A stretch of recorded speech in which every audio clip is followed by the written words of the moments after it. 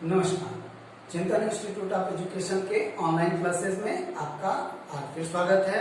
आज हम लोग भाषा अर्जन से संबंधित एक बहुत महत्वपूर्ण सिद्धांत को लेकर आपके सामने उपस्थित हैं। मनुष्य शुरू से इस बात के लिए सोच में रहा है कि हम बोलते कैसे हैं, हम भाषा अर्जित कैसे करते हैं। तो ये इस पे आज तक विचार मंथन जारी है और आपके सीटेड टॉपिक के अंतर्गत लर्निंग आपका पेडागॉजी, जिसमें आप करते हैं लैंग्वेज की जो पेडागॉजी है, उन दोनों टॉपिक्स के अंतर्गत एक बहुत ही ब्रॉड कॉन्सेप्ट लेकर के आते हैं कौन? नॉम चोम्स्की, जिनका सिद्धांत क्या है? भाषा अर्जन का सिद्धांत। तो हम इनके सिद्धांतों को समझने की कोशिश करेंगे। बहुत व्यापक सिद्धांत है, लेकिन संक्षेप में इनमें कई कंफ्यूजन वाले वर्ड्स आते हैं, उनको टर्म्स को क्लियर करते हुए इनके सिद्धांतों को आज समझने की कोशिश करेंगे। बहुत महत्वपूर्ण है, आपके मैक्सिमम हर बार एग्जाम में पूछ ही लिए जाते हैं। चलिए शुरुआत करते हैं।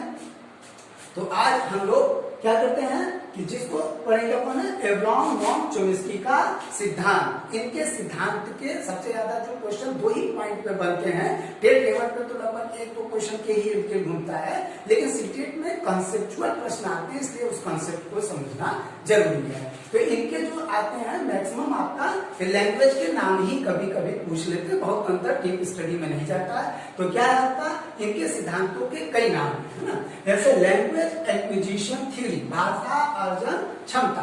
तो इनका जो सिद्धांत का नाम है, यानी भाषा मनुष्य क्या करता है? अर्जित करता है। और कैसे अर्जित करता है? टेट में लगभग किसी एक बिंदु के इर्द क्वेश्चन पूछता है कि भाषा जन्मजात क्षमता है। टेट लगभग इसी पर पूछता है, लेकिन सीटेट वाले प्रश्न बहुत ज्यादा घुमा करके पूछता है। आज लगभग उन सारे प्रश्नों का समाधान आपको एक ही वीडियो में देने की कोशिश करूंगा। तो इनके जो सिद्धांतों के नाम है लर्निंग एक्विजिशन थ्योरी, दूसरा जो इनका नेटिविस्ट थ्योरी है ना, ये भी क्या करते हैं? ये मानते हैं कि भाषा मनुष्य में क्या है? जन्मजात क्षमता लेके आता है और क्या होता है? जेनेटिकली वह उन क्षमताओं को लेकर के आता है। नेटिविस्ट थ्योरी ये बताता है। यूनिवर्सल ग्रामर थ्योरी, ये यूनिवर्सल ग्रामर शब्द का प्रयोग करते हैं, आगे चल के उसको मैं बताऊंगा यूजी टर्म्स क्या है। तो क्या है कि सभी भाषाओं में, संक्षेप में समझ लीजिए, सभी भाषाओं में क्या है? कॉमन तत्व हैं, जिनके आधार पे पूरी दुनिया में लगभग कॉमन चीजें हैं कि जिनमें भाषा के तत्व कॉमन है, जिनके आधार पर बालक सीखता है। इसीलिए इनके सिद्धांत को यूनिवर्सल ग्रामर थ्योरी भी कहा जाता है। अगला डीप स्ट्रक्चर थ्योरी है ना, डीप स्ट्रक्चर, कुछ लोग इनके सिद्धांत को डीप स्ट्रक्चर कहते हैं कि बालक ऐसे ही नहीं समझ लेता है, वह क्या करता है? बहुत डीप स्ट्रक्चर में जाकर, गहराई में जाकर संरचनाओं के उस भाषा को समझता है। आगे इनके सिद्धांत को क्या कहते हैं? Indian power theory of language. कुछ लोग इनको क्या कहते हैं? Indian power theory of language, यानी बालक जन्मजात क्षमता लेकर के आता है, ये भी इनके नाम को जाना जाता है। कुछ लोग क्या कहते हैं? ट्रांसफॉर्मेशनल ग्रामर थ्योरी के नाम से भी कहते हैं, यहाँ पे नाम नहीं लिखा। तो ट्रांसफॉर्मेशनल ग्रामर थ्योरी किसका है? तो ये भी नॉम चोम्स्की का ही नाम आते हैं, है ना। कुछ लोग इन्हें क्या करते हैं? फादर ऑफ मॉडर्न लिंग्विस्टिक के नाम से भी जानते हैं। तो ये भी आप, हर सारी चीजें यहाँ पे नहीं हो पाता है लिखना, तो उसको भी जानते रहिए। फादर ऑफ मॉडर्न लिंग्विस्टिक किसको कहा जाता है? ये इनको कहा जाता है, नॉम चोम्स्की को कहा जाता है। ये इनके मेन जो टेट के क्वेश्चन बनते हैं, और सीटेट भी कुछ घुमा के पूछता है, तो लगभग नाम पे ही आता है। चलिए अब हम लोग आते हैं इनके कुछ जो मेन पॉइंट्स है, उसको हम लोग क्या करते हैं? समझने की कोशिश करते हैं कि ये कहते क्या, इनका सिद्धांत क्या है। तो इनमें सिद्धांत जो इनकी जो मुख्य बातें हैं कि भाषा जन्मजात क्षमता है, बालक क्या करता है? जन्मजात शक्ति लेकर के आता है। दूसरा, मनुष्य में व्याकरण सीखने की जन्मजात शक्ति है, वह जन्मजात शक्ति लेकर के आती है। कैसे आता है उसको हम आगे एक्सप्लेन करते हैं। आगे, भाषा एक तरह से चलना है, बड़ा इंपॉर्टेंट रूल्स है, पूछे हुए एग्जाम का क्वेश्चन है कि उन्होंने क्या कहा स्पष्ट, भाषा एक तरह से चलना है। जैसे चलना कैसे कहते हैं? एक्सरसाइज से सीखते ना, वैसे ये कहते हैं भाषा एग्जाम्पल से सीखता है, बालक अर्जित करता है ना। चलिए आगे क्या है? बालक में आपका लैंग्वेज सीखने की क्षमता ज्यादा है, इससे अपने उम्र के ज्यादा या वयस्क है उससे ज्यादा बड़ी विवादास्पद बात है नहीं, है ना, ध्यान से समझिएगा इसको। वो कहते हैं बालक में लैंग्वेज सीखने की क्षमता ज्यादा होती है।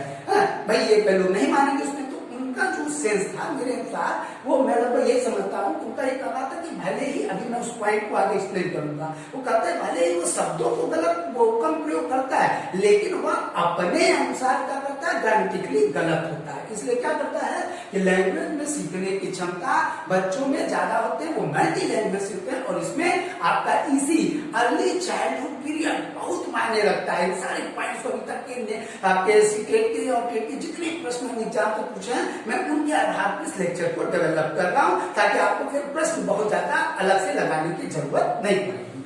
आगे क्या है, अर्ली चाइल्डहुड पीरियड सर्वाधिक क्रिटिकल पीरियड होता है, ये भी क्वेश्चन पूछा हुआ है कि उसमें क्या है कि अर्ली चाइल्डहुड पीरियड सर्वाधिक क्रिटिकल पीरियड को किसने माना, नॉन चॉम्स्की ने माना। किस पीरियड को सबसे ज्यादा क्रिटिकल पीरियड माना, लैंग्वेज के सेंस में, तो माना अर्ली चाइल्डहुड पीरियड को सर्वाधिक क्रिटिकल। अब इसमें प्रश्न अलग अलग तरह से आ जाते हैं। जब मैं लैंग्वेज पेडागोजी में आऊंगा तो उसमें कुछ अन्य लोगों के नाम आते हैं कि क्रिटिकल पीरियड इसको सबसे पहले किसने कहा, है ना, तो उसमें अलग अलग लोगों के नाम आते हैं। तो उसके इतिहास हम चाहे जब हम पेडागोजी प्योर लैंग्वेज पेडागोजी पर लेकर के आएंगे, जब टर्म्स भाषा और विचार के अंतर्गत, तो इन बिंदुओं पर हम चर्चा करेंगे। चलिए अगला क्या है कि ये बहुत गर्व की बात है इंडियन के लिए, उन्होंने एक टर्म्स का प्रयोग किया, जनरेटिव ग्रामर ना, जिसे हम आगे चल के जीजी के नाम से जानते हैं, कुछ लोग शॉर्टकट में बोलते हैं जीजी। जीजी ना, तो जनरेटिव ग्रामर का बेहतरीन एग्जाम्पल किसको माना, पाणिनि के अष्टाध्यायी को माना। अब मैं इसकी चर्चा जब मैं संस्कृत की पेडागोजी करूंगा तो उसमें कुछ एग्जाम्पल्स के थ्रू मैं इस चीज को ज्यादा एलोबरेट करने की कोशिश करूंगा। फिलहाल हम चॉम्स्की के ही इर्द गिर्द रहते हैं। तो क्या करते हैं, पाणिनि के अष्टाध्यायी को जनरेटिव ग्रामर का बेहतरीन उदाहरण माना। और जो सबसे महत्वपूर्ण पॉइंट आता है कि बीएफ स्किनर के वर्बल बिहेवियर नाम जो पुस्तक है, उसकी उन्होंने बड़ी जबरदस्त आलोचना की। एक्चुअली इनकी जो प्रसिद्धि का कारण था वह बीएफ स्किनर की जो वर्बल आपका बिहेवियर जो सिद्धांत उसमें दिया उन्होंने, वो अपनी पुस्तक में उसमें, तो लगभग ये आपका 1957 के आसपास है, वो मुझे एग्जैक्ट डेट नहीं, उसको देख लीजिएगा, या मैं इसको ऑब्जेक्टिवाइज करूंगा तो कर लूंगा। तो क्या करते हैं कि वहां पर ये उसके जो पुनर्परण के जो सिद्धांत इनके द्वारा वो क्या करते हैं, बड़ी जबरदस्त आलोचना करते हैं। क्या करता है बीएफ स्किनर का सिद्धांत, आपको याद होगा, तो बीएफ स्किनर के सिद्धांत में वहां पर वो करते हैं जैसे व्यवहारवादियों की पूरी क्या है जड़ ही हिला करके रातों रात फेमस हो गए, बड़ी जबरदस्त उन्होंने आलोचना करी, और पूरा इतने साल से जो व्यवहार चल रहा था पूरी एक दुनिया में लैंग्वेज के क्षेत्र में क्या हुआ, एक नई बहस छिड़ गई। इसीलिए इनको फादर ऑफ मॉडर्न लिंग्विस्टिक कहा जाता है ना। उन्होंने कहा जैसे व्यवहारवाद क्या कहता है कि बाय आपका रीइंफोर्समेंट किसी को कुछ सिखाया जा सकता है, और बाय आपका क्या सिखाया जा सकता है, बाय रीइंफोर्समेंट के साथ साथ आपको बाय ट्रेनिंग किसी को कुछ भी सिखाया जा सकता है। ये दो मेन पॉइंट्स है। आपको जब मैं बीएफ स्किनर के सिद्धांत में आऊंगा तो फिर हम वहां पे चर्चा करेंगे। तो क्या कहते हैं, वो कहते हैं कि ये दो चीजों से किसी को कुछ भी सिखाया जाता है। तो जब कहते हैं अगर कुछ भी सिखाया जा सकता है तो आपका सिंपली अगर बनता है तो उसे आप लैंग्वेज क्यों नहीं सिखा देते हो, प्रश्न तो बड़ा जायज है ना। तो आप मनुष्य की तरह बोलना क्यों नहीं सीखा, भाई हमारे पूर्वज हैं एक तरह से। तो क्या हुआ कि आपका उन्होंने बड़ी आलोचना जबरदस्ती और कहा कि नहीं, मनुष्य में क्या है, भाषा क्षमता सीखने की जन्मजात है। हमारे लिरिक्स में किस तरह के मतलब परिवर्तन हुए, कुछ ऐसे परिवर्तन हुए, उसका सिद्धांत आज तक विज्ञान नहीं खोज पाया कि एग्जैक्ट वो पॉइंट कहाँ है, कैसे उसका विकास हुआ। तो उन्होंने कहा कि ये शोध का विषय है। तो क्या है कि आपका यानी जन्मजात कुछ क्षमताएं हैं जिसको लेकर आता है, और आपके बाय रीइंफोर्समेंट के द्वारा, बाय आपके क्या कहते हैं इनके द्वारा सब कुछ नहीं सिखाया जा सकता। इसको मैं एक एग्जांपल से समझाता हूँ। मान लीजिए अगर कोई बालक है, कोई दो सिमिलर वर्ड्स हैं, जैसे अगर मिल्क मिलता है वो बोलता है सिर्फ, और फिर वो माँ उसकी या पिताजी उसको मुस्कुराते हैं और उसको मुस्कुराने से स्माइल करते हैं। मिल्क और स्माइल वर्ड्स सेम है। तो क्या करता है वो समझ जाता है रीइंफोर्समेंट की मुस्कुराने से, दूध बोलने से मुस्कुराना है तो मुझे दूध मिल जाएगा। तो लेकिन इससे मिलते जुलते गुस्सा, डांट, ये जो चीजें हैं तो उन चीजों को तो वो नहीं सीख सकता ना। तो यही बात को कहते हैं कि इतना आसान नहीं है। इसलिए क्या है कि बालक में इनका जो सिद्धांत है क्या है, भाषा जन्मजात क्षमता है, लर्निंग एक्विजिशन, फिर हम एक्वायर करते हैं लैंग्वेज को। तो ये इनके मेन शब्द है। आइए फिर इनको जो मेन सबसे ज्यादा जो प्रश्न पूछे जाते हैं वह कुछ शब्दों पे पूछे जाते हैं कि ये है क्या इनका। तो इसमें आपका है जो सबसे ज्यादा पूछा जाता है लैड का फुल फॉर्म पूछा जाता है। बहुत ज्यादा जो इसकी अभी तक प्रश्न घुमाए नहीं गए हैं, लेकिन आपको लगभग सारी दुविधाओं का यहाँ पर समाधान किया जा रहा है। तो लेट क्या आपका लैंग्वेज एक्विजिशन डिवाइस है ना। तो ये क्या है आपका, ये एक हमारे जो स्ट्रक्चर है आपके लैंग्वेज जो वोकल आपकी चीजें हैं उसमें कुदरती सॉफ्टवेयर है।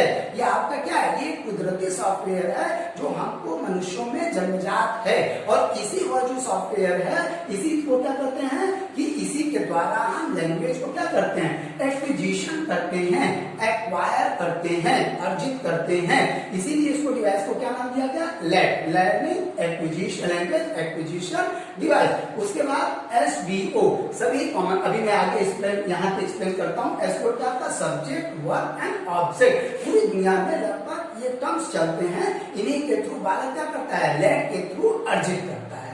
क्लियर।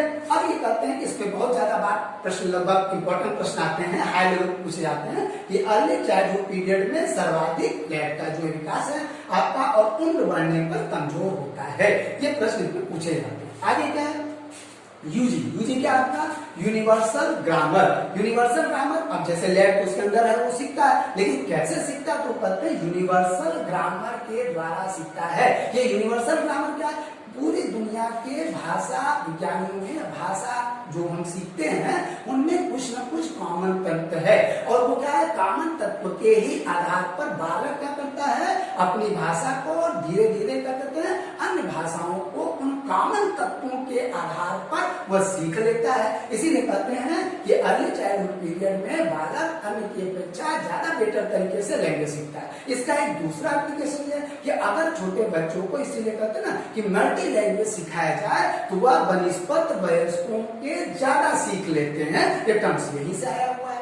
जब आप पेंसिल और मैं सीसी पढ़ाऊंगा तो इन सारे टर्म्स मैंने पहले और दूसरी वीडियो में कहा था कि ये सब तत्व तो कहाँ से आए, ये आपके इन्हीं सिद्धांतों के लिए आए और कुछ चीजों को वहां से लिया है उन्होंने। ठीक है, चलिए तो आगे क्या, यूनिवर्सल ग्रामर ना व्याकरण की संरचनाओं का जन्मजात खाता है, सभी भाषाओं में पाए जाते हैं। All language follow same grammar rule. ये इंपॉर्टेंट, यही चीज मैं बता रहा था आपको ना, ये all language follow same grammar rule. सभी जो लैंग्वेज है उनमें सेम ग्रामर रूल्स का फॉलो किया जाता है। और कौन से रूल्स को फॉलो किया जाता है, एसवीओ। लगभग एक एग्जाम्पल के रूप में सब में संज्ञा, सर्वनाम, क्रिया, विशेषण है ना, तो यही आपका सब्जेक्ट वर्ब एंड ऑब्जेक्ट को पाया जाता है।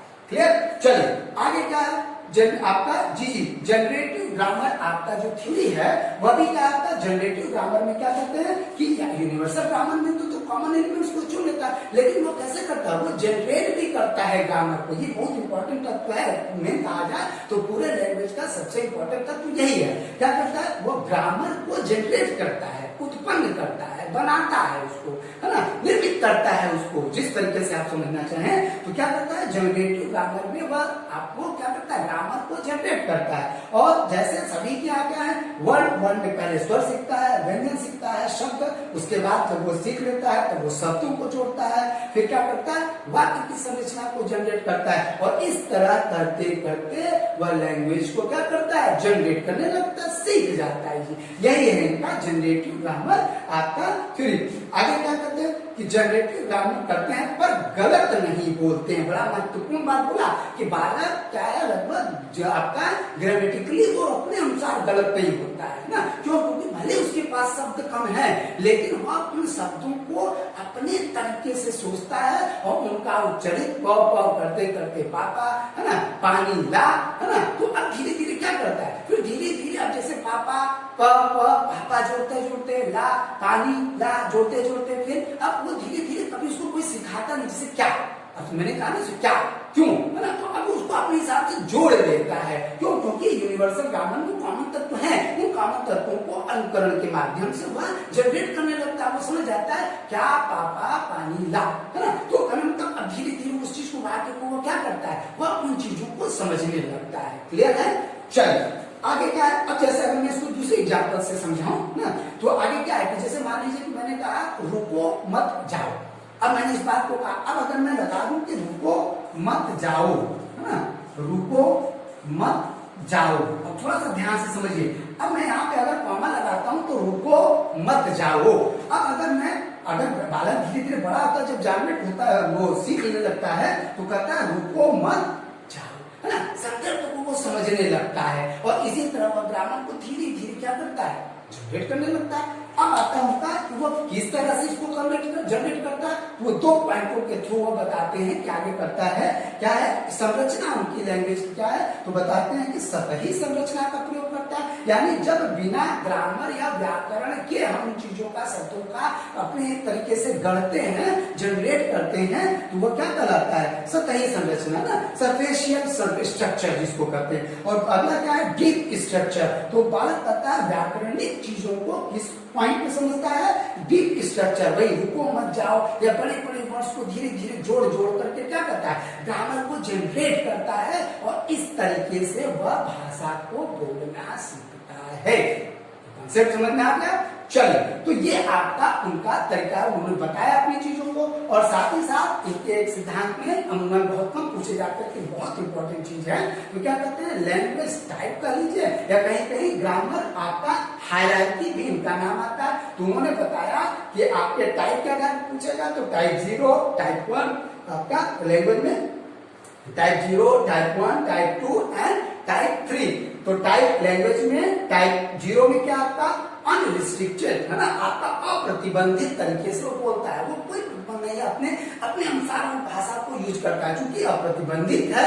और क्या करता है, आपका रिकर्सिव है ना, पुनर्निर्मित करता है उन चीजों को ना, आपका इसीलिए चूंकि अप्रतिबंधित है, भाई वो खुला है, कोई भी चीजों को प्रयोग करे जिस तरीके से, इसीलिए इसे टाइप 0 है।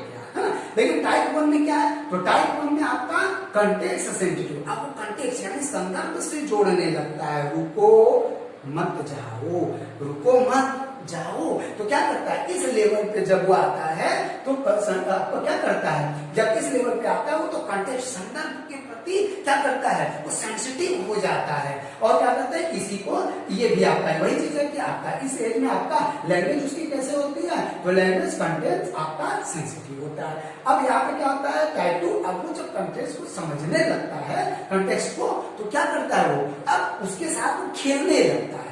अब उनको बात में धीरे धीरे क्या करता है, और बेटा अभी खेलता नहीं है, वो रेगुलर मोड में आता है तब खेलता है भाषा के साथ में। तो क्या करता है, अब धीरे धीरे वो कॉन्सेप्ट को समझने, आपके कंटेक्स्ट को, संदर्भ को समझने लगता है कि कौन सी चीज का, कौन से शब्द का हमें किस संदर्भ में प्रयोग करना है। अब वो क्या करता है, फिर जब वो धीरे धीरे करता है तो वो संदर्भों को नहीं मानता है, अब वो थोड़ी सी बड़ी बड़ी वर्ड्स को जोड़ करके वाक्य बनाने लगता है। That is simple. यही आपका लैंग्वेज क्या कहलाता है, कंटेक्स्ट फ्री। किस लेवल पे आता है, टाइप 2 लेवल पे आता है।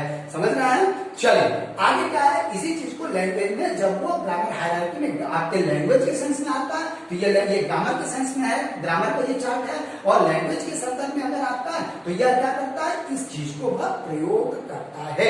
चलिए अगला क्या है, टाइप 3 सबसे उच्च कोटि के उसमें आपका जो प्रयोग करता है, अब वह आपका अनरिस्ट्रिक्टेड से दूर हो जाता है, कंटेक्स्ट को, संदर्भ को बेटर समझने लगता है, और कंटेक्स्ट को क्या करता है, अब फ्रीली यूज करने लगता है। तो अब उसकी लैंग्वेज किस मोड में आ जाएगी, रेगुलर मोड में। हम किस मोड में बोल रहे हैं इस समय, रेगुलर मोड में बोल रहे हैं ना। बोलते समय बहुत ज्यादा सोचना नहीं पड़ा, लेकिन सोचिए कि बच्चा शुरुआत में कहाँ था, अप्रतिबंधित क्षेत्र से लेकर अब रेगुलर मोड तक आते आते वो कैसे आता है, किसी की बात कौन करता है, नॉम चोम्स्की करते हैं कि इस तरीके से बालक लैंग्वेज को सीखता है, इन संरचनाओं का प्रयोग करता है, इन टर्म्स के द्वारा पहुंचता है, और क्या करते हैं, इनकी मेन ये बातें हैं। तो अभी तक के जितने भी आपके maximum question TET, CTET, REET आपके एग्जाम में, डीएसएसबी के एग्जाम में, उन सब को लेकर मैंने क्या क्या प्रयास किया है कि एक लेक्चर में आपको मैं कवर करने की कोशिश करूं।